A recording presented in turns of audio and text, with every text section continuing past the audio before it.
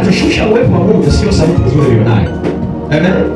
Amen. Kinachoshusha uwepo wa Mungu unapokuwa unafanya huduma yoyote, uwe ni kuimba, kuhubiri, maombi. Kinachoshusha uwepo wa Mungu ni ile nguvu iliyomo ndani yako ya Roho Mtakatifu. Hata kama una sauti ya miatano, kama ina nguvu ya Mungu ndani, watu watahudumiwa tu, watu watakutana na Mungu. Kwa hiyo Roho wa Mungu anataka alihamishe kanisa kutoka sehemu ilipo alipeleka sehemu nyingine.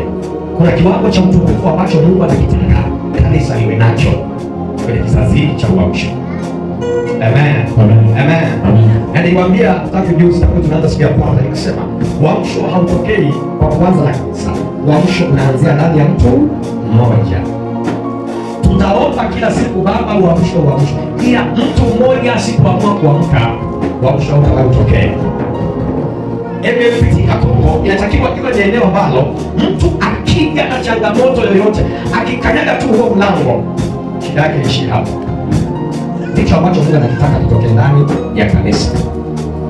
Lakini haya yote ili yatokee, ni lazima utoke kwenye level ambayo ili uendee Mungu ni mpaka uwe na matatizo. Hii ndio changamoto ya kanisa la leo. Kanisa leo linaomba mpaka likisikia kuna changamoto imetokea ndio linaenda kuomba. Nisikilize, maombi yanayoinua mtu kiroho, yanampeleka level nyingine ya kiroho. Sio maombi unaokuja hapa kuombea mahitaji yako.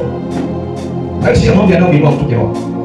Maombi yanayoinua mtu kutoka mahali alipo kumpeleka level nyingine ya kiroho ni maombi ambayo unaamua kuingia kwenye mfungo, unamwambia Mungu, ni kweli kuna matatizo ninayo, ila siko hapa kwa ajili ya kuomba matatizo. Nipo hapa kuomba uhusiano wangu na wewe.